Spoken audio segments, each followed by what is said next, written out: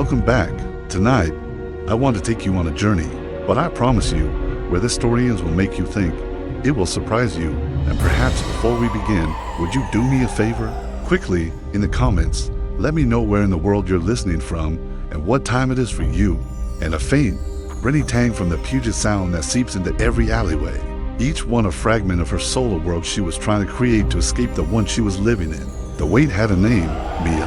Elara was an artist. In it, a little girl with a cascade of brown hair and impossibly bright eyes grinned a wide, toothy smile, a missing incisor adding to her charm. The numbers on it swam before Elara's eyes, cold, cruel, and unforgiving.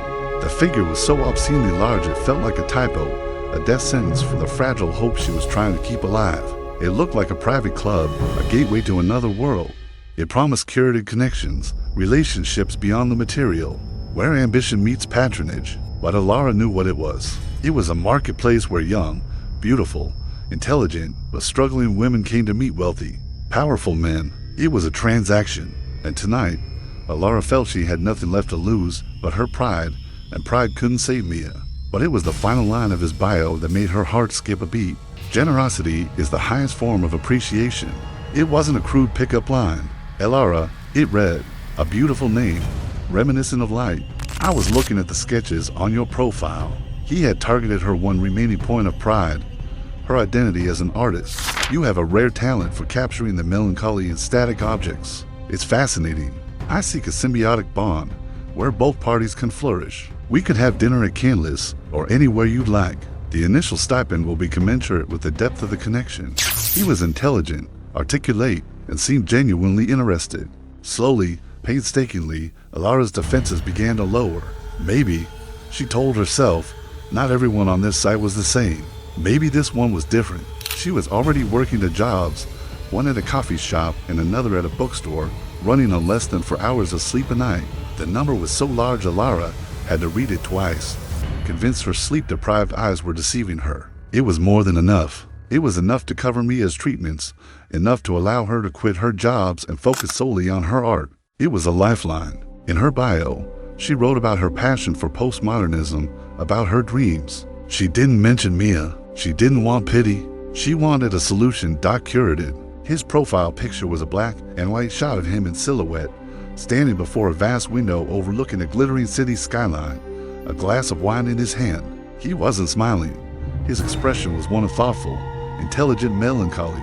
He described himself as a tech investor who had retired early to pursue his true passions, collecting abstract expressionism, studying existential philosophy, and searching for a true muse, someone who could inspire him.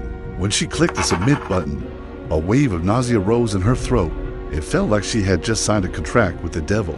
But as her eyes flickered back to Mia's smiling face in the frame, the feeling subsided, replaced by a cold, hard resolve. For Mia, she would walk into the dark. She had sold nearly everything of value, including the locket their mother had left her. Within an hour, her inbox held a handful of messages. Most were crass and direct, propositions thinly veiled in corporate jargon. But one profile stopped her. His name was Julian, but it was all just a drop in a vast, merciless ocean of debt. That was Mia, her younger sister, captured last summer, before their world had tilted on its axis. And that night, with the rain tapping a funereal rhythm against her window pane, Elara did something she had sworn she would never do. Now that vibrant smile had been replaced by the weary peace of a hospital bed at Seattle Children's, and those bright eyes were often closed. Bypassing her art forums and her university email, she typed a name into the search bar. A name she had only heard in hushed, judgmental whispers in the campus lounge. A Legion Circle, fighting a war against an illness doctors called by long complicated names, but which Elara knew by only one: the thief. The thief that was slowly, methodically, stealing her sister away from her. Not in the romantic, cinematic sense, but in the truest sense of the word, a person whose hands were perpetually stained with pigment, and whose mind was a constant battlefield of light and shadow. But art couldn't pay the bills, and art couldn't buy medicine. For Elara, it was the smell of survival. She breathed it in every day on her walk from the bus stop to her cramped studio apartment, a space where the competing aromas of turpentine and cheap oil paint fought a losing battle against the building's inherent mustiness. I truly love seeing how far our community stretches across the globe. It will warm you in a way you never saw coming. It will challenge what you think you know about the line between good and evil, between the victim and the savior. It is a journey that will not only lead us into the most frightening corners of the human psyche, but will also guide us toward a startling discovery that sometimes in the absolute depths of darkness we can find a light so powerful it defies all explanation. The story you are about to hear begins with a desperation so palpable you can almost taste it, a weight that seems impossible to bear. So, find a comfortable spot, put on your headphones, and let the outside world melt away. Alright, are you ready? Take a deep breath, because we are about to step into the story of Elara. The Seattle night has its own unique perfume, a blend of damp asphalt, the lonely scent of perpetually soaked city parks. Her apartment was a kingdom of intentional chaos. Half-used tubes of paint lay scattered beside dog-eared art history textbooks, and charcoal sketches were pinned to every inch of the peeling walls, and that was the real weight. The weight wasn't the 2 months of overdue rent, or the refrigerator that hummed with a hollow, empty sound. On a small table by the window, amidst a sea of papers and brushes, sat a single, solitary picture frame. Tonight, a new piece of paper lay beside Mia's frame. It wasn't a letter or a sketch. It was a bill from the hospital. Desperation is an acid. It corrodes reason, dissolves the boundaries between right and wrong, until all that's left is the raw, naked instinct to survive. She opened her aging laptop, the screen flickering to life with a reluctant groan. The website materialized in opulent tones of gold and black. It didn't look like a dating site. With trembling hands, she built a profile. She chose a photo of herself from a student art exhibit, one where she looked intellectual and a little distant. She didn't have to wait long. Julian's profile was unlike the others. It was perfectly, almost suspiciously, the words, muse, inspire, felt both predatory and intoxicating to Elara. His first message arrived moments after she viewed his profile. The sophistication of his approach was both chilling and disarming. He didn't say she was beautiful. He said she was talented. Their conversation flowed. He asked about her favorite painters, her opinion on Rothko's use of color, the feeling she got when standing before a blank canvas. Then he made his offer, a monthly stipend. "I'd like to meet you, Elara," he wrote. "We could have dinner at Canlis or anywhere you'd like." A wave of relief washed over her. Canlis was one of Seattle's most famous fine dining restaurants. "I have a house in the suburbs, nestled against the forest. It's my creative sanctuary. It's quiet there. We could truly talk, and I have a collection I think you'd appreciate. Public safe." But the next message appeared. "To be honest, I detest places like that. So much noise, so much pretense." An alarm bell, loud and clear, went off in Elara's head. Every warning story she had ever heard came rushing back. The Seattle rain, which had before been mere background ambience, now felt more aggressive. On either side, the dense forest of Washington stood like black ramparts, their bare branches reaching out like skeletal fingers. Every few miles, a lone house would appear and vanish, its warm window light only serving to accentuate her own isolation. Elara gripped the steering wheel, her knuckles white. The car was no longer a vehicle. It was a small, fragile metal cage, plunging deeper into a world where she did not belong. That road has a special kind of quiet at night, like it's washing away the noise of the world. I like that feeling, the feeling of being separate. Fat droplets slammed against the windshield like tiny pebbles, and the car's aging wipers struggled to keep up, sweeping back and forth in a dreary, hypnotic rhythm metronome of unease. The neon glow of shops and high-rises, her usual urban companions, receded in her rearview mirror. Swallowed by an encroaching darkness, the asphalt gave way to gravel, and the car began to shudder. The streetlights disappeared entirely. The only illumination came from her own headlights, which cut a trembling, uncertain tunnel through the oppressive dark. Elara's heart began to hammer against her ribs. He didn't ask again. It's the only thing that breaks the perfection of the forest. But all she could do now was keep driving forward, toward the house at the end of the road, where a man she had never met was waiting for her in the dark. It wasn't the cozy, rustic lodge with a gabled roof and a smoking chimney she might have imagined. It was a monument of cold, brutalist architecture, a scar of concrete and glass carved into the hillside. It was all sharp angles, unadorned flat walls, and vast, dark windows that looked like the vacant eye sockets of a giant skull. It wasn't welcoming. It was dominant. Her car felt like a moth, drawn inexorably toward a flame it could not comprehend. Instead, his next message was even more unsettling. She was too far and to turn back now, both literally and metaphorically. The sound of the engine dying left a near absolute silence, broken only by the now gentle patter of rain on the car's roof. She sat there for a long moment, staring at the intimidating structure before her.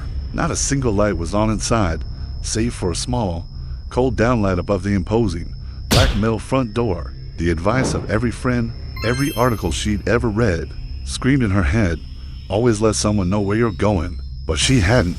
She had been too ashamed. She hadn't told a soul about Elysian Circle, about Julian, about this drive. She was overreacting. She told herself this was the home of a modern art aficionado. Of course it looked like this. She was completely and utterly alone, and he had just confirmed it. She was driving toward a place the city's light couldn't reach. "I'm on Route 18, she replied, her message curt. As she approached, the heavy metal door swung inward with a silent, unnerving grace. Julian stood there. "Yes," she replied, though she wanted to scream no. He was dressed in a black turtleneck sweater and matching black trousers, making him look like a shadow carved from the night itself. But what made Elara's breath catch wasn't his appearance, but the aura that emanated from him. An aura of absolute stillness, of complete and total control that was almost inhuman. His eyes, a pale, washed-out gray, took her in without a flicker of emotion, as if he were analyzing an object, not a person. Never meet a stranger at a private, secluded location, never. She tapped a polite refusal, explaining she wouldn't be comfortable. But before she could hit send, another message from Julian appeared. He was setting a scene, painting a picture of isolation. He was placing her in the exact context he desired. "I understand your hesitation completely. Your safety is paramount, but think of it this way. True art requires privacy. Creativity cannot blossom under the glare of fluorescent lights and the clatter of silverware. I only want a space where we can connect without the world intruding. I promise you will be perfectly safe." The manipulation was masterful. He had taken a dangerous request and reframed it as an artistic necessity. "And tonight, does anyone know you're coming to see me?" A war raged inside Elara.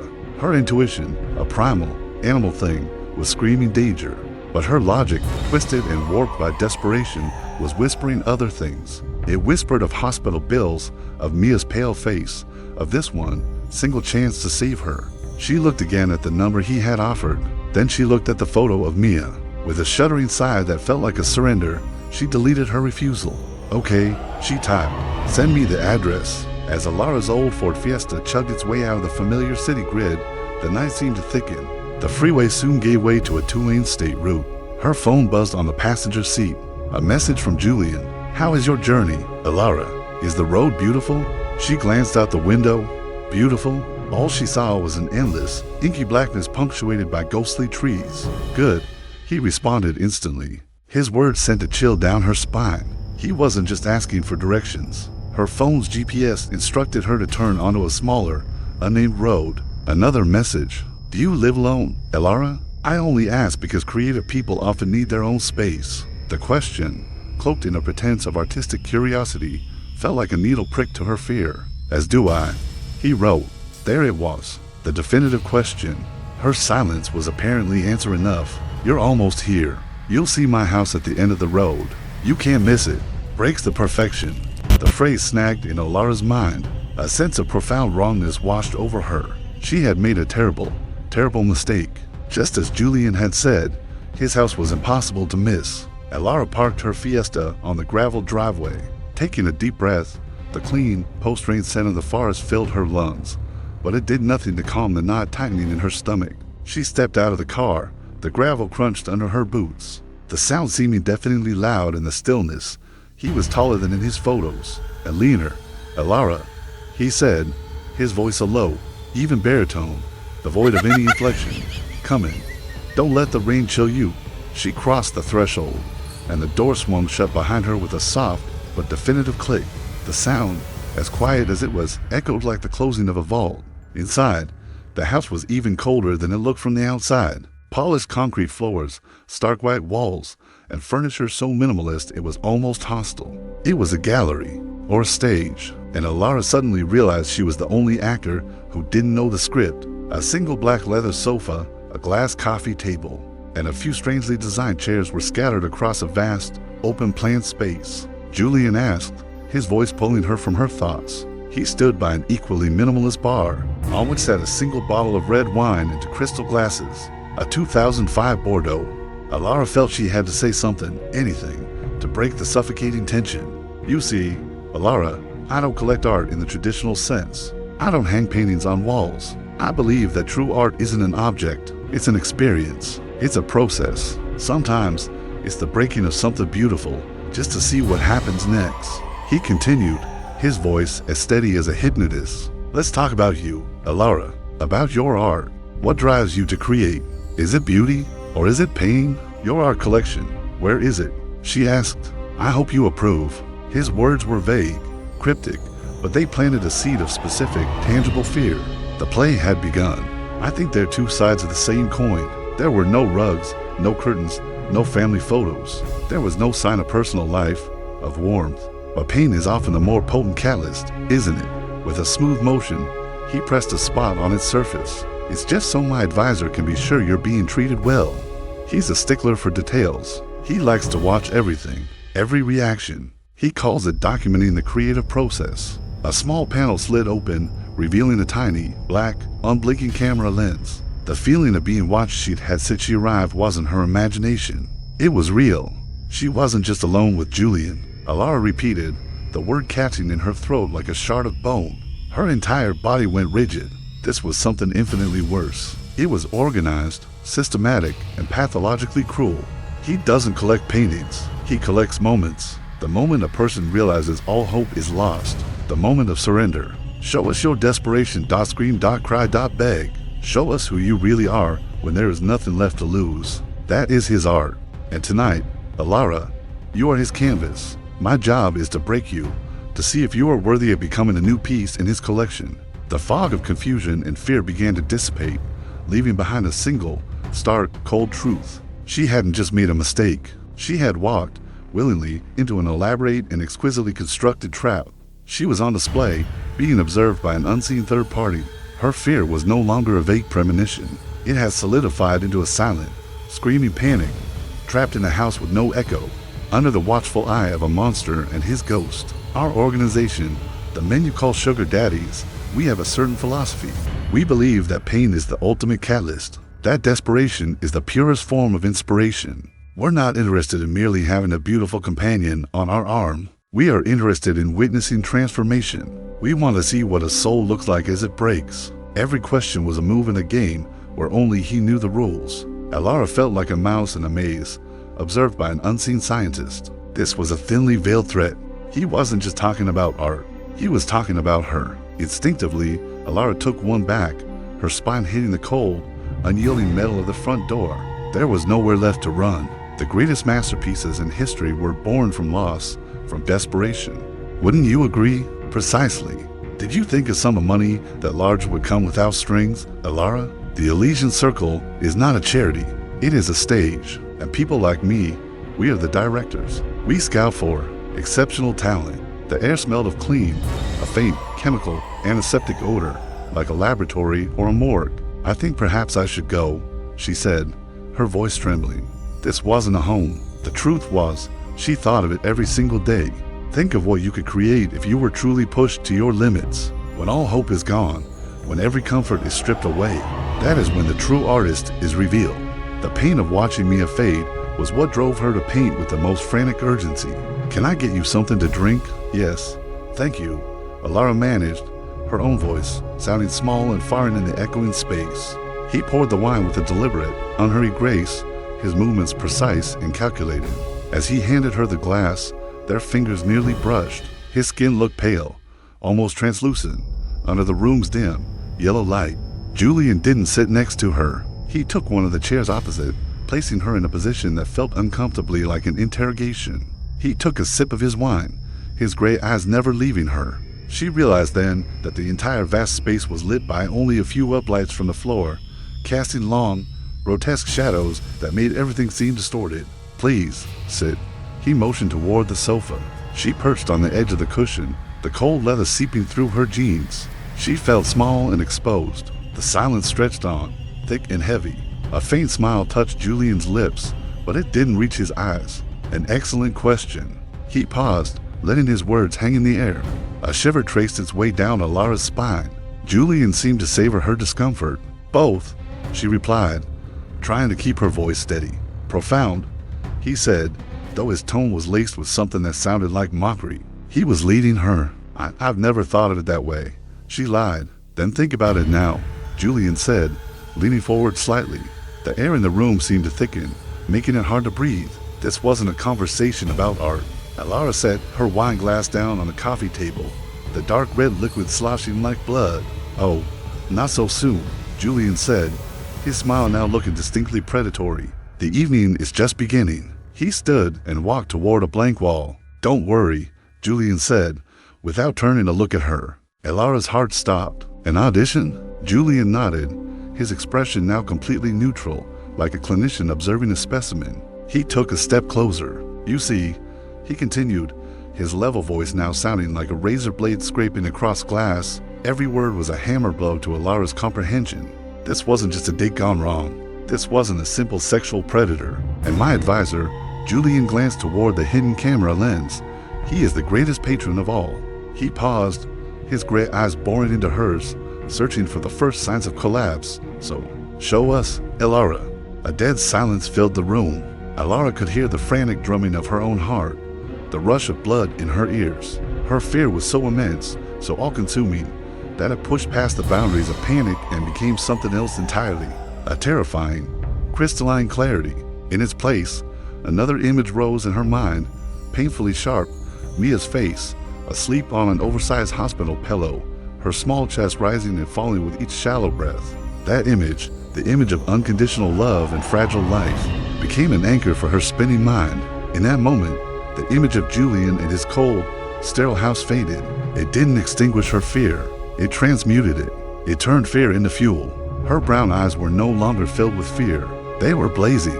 Rage, a primal and ferocious rage, erupted from the depths of her chest. "You tell your advisor he wants to see art. He wants to see a soul pushed to the edge. Then let him watch this." It wasn't the anger of a victim. It was the righteous fury of a protector. "You can take my life," she screamed, her voice breaking with emotion. "You can torture me. You can break my bones. But there is one thing you will never, ever touch." She had seized control, not with force, but with the unbreakable power of love. The fire inside her had not been extinguished.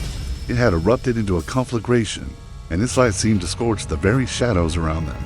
A voice, emanating from a hidden speaker somewhere in the ceiling, a voice that was cold, disembodied, and tinged with a digital disappointment. "You cannot take my sister's chance to live. Do you understand me? This was never about the money. It was never about luxury. It was about hope. Something your empty, sick souls will never, ever comprehend." The word hung in the air, devoid of emotion, but its implication was absolute. A silent, violent war was being waged behind his eyes. He could hear the command. He could follow the protocol that had governed his life for so long. Or, Elara felt the blood freeze in her veins. It was the voice of the advisor, the voice of the man behind the curtain. She lifted her chin, and for the first time all evening, she looked Julian directly in the eye. There was only urgency and a very human fear, because every scar you leave on me, every tear I shed, will only make this fire burn brighter. "Julian, did you hear me? Terminate the subject, die now." Then, in a sudden, violent eruption, a guttural roar tore from his throat, a sound of years of repressed rage and despair. He lunged, and his fist smashed into the wall, directly where the hidden camera was embedded. "You will not see me fall apart.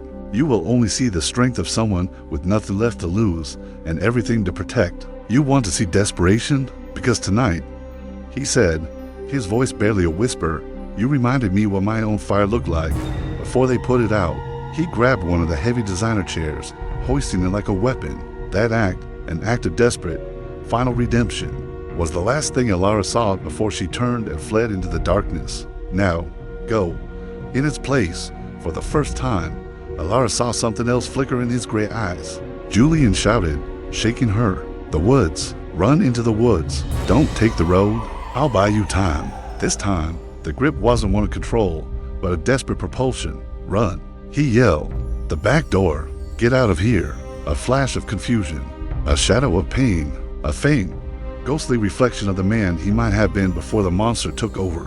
Desperation is counting out pennies for a can of soup for your little sister, hoping it'll give her the strength to hold on. They hadn't just entered Julian's ears.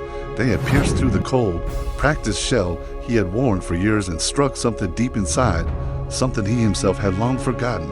Desperation is smiling and telling her everything is going to be okay, while your own heart is shattering because you know you're lying. Desperation is praying to a God you're not even sure you believe in, begging for one more day, one more hour, one more breath for the person you love more than your own life. Perhaps he, too, had once had a hope of his own. Perhaps he, too, had been backed into a corner, had been broken and remolded by some other advisor into his current form. Elara's defiance wasn't just a challenge, it was a mirror. "You want to see me break?" she said, her voice no longer trembling, but sharp as a shard of broken glass. "You and your pathetic little organization, you don't know the first thing about desperation." She laughed, a dry, defiant sound that echoed in the silent room. She took a step toward him, and this time, it was Julian who almost flinched back. "Desperation isn't crying in a multi-million-dollar mansion," she spat, her voice low and intense. Tears began to stream down Elara's face, but they were not tears of weakness. They were tears of rage and love. She pointed a trembling finger toward the wall with the camera. She stared directly at the inanimate lens, as if she could see through it and into the very soul of the man watching. She turned back to Julian, her breath coming in ragged gasps. "So go and outbreak me. I dare you." The room was silent once again, but this time, the silence didn't belong to Julian. It belonged to her. Elara's words hung in the air, thick and hot, like the atmosphere after a lightning strike. The smug confidence on his face vanished. The predator's assurance fractured. Her words, it was about hope, seemed to have unlocked a buried memory. Just then, the silence was shattered by a new sound. "That is sufficient, Julian. The experiment has failed. The subject is not responding as projected. Protocol requires termination." Termination. Julian stood frozen, his back to Elara, facing the wall where the camera was hidden. The voice from the speaker came again, this time with a sharp edge of impatience. For a moment that stretched into an eternity, Julian didn't move. There was a dry, cracking sound as the drywall crumbled. The camera lens shattered into 1,000 tiny pieces. The resulting silence was a new kind of terrifying. He had cut the connection. He had defied the advisor. Julian spun around, his breath coming in ragged heaves. His face was transformed. The coldness was gone. The smugness was gone. "He's coming," Julian rasped, his voice hoarse. "He never forgives disobedience. He'll come himself." He rushed toward Elara, not to attack her, but to grab her arm. Elara was still in shock, unable to process the sudden, violent shift. "Go." He pushed her toward the dark hallway that led to the rear of the house. "I'll hold him off." "Why?" Elara blurted out, the only question her stunned mind could form. "Why are you?" Julian paused for a single, fleeting second, his eyes locking with hers, and in that moment, she saw the entire tragedy of his existence. He didn't wait for a reply. He turned back to face the front door, a soldier preparing for his final stand. The back door burst open, and the cold, damp night air hit Elara's face. She didn't hesitate. She launched herself outside, her feet sinking into the soft mud of an unkempt back garden. The rain had returned, heavier now, as if the sky itself were weeping for what was about to happen. She didn't dare look back. She just ran. Adrenaline and primal fear propelled her forward. She ran toward the black wall of trees, the forest, the only place that promised any kind of cover. Behind her, a sound made her flinch, the sound of a powerful, high-end car speeding up the gravel driveway, the screech of tires biting into the stones. Then, the sound of the front door of the house being torn from its hinges. A shout erupted Julian's voice, defiant and pained. It was followed by the crash of furniture, the shattering of glass, the unmistakable sounds of a violent, life-or-death struggle. The mud sucked at her boots, making her slip and slide, but she scrambled back up and pushed on. When she finally stumbled out of the woods and onto the wet asphalt of a country road, she must have looked like a ghost. She had no direction, no plan, only the instinct to go deeper into the dark. Further away from the house of horrors, the sounds of the fight grew fainter, muffled by the relentless rain and the frantic pounding of her own heart, and the blackness she had been running from all night finally claimed her. She collapsed onto the roadside, unconscious. Piecing together her frantic, broken words, they made their way to the house at the end of the road.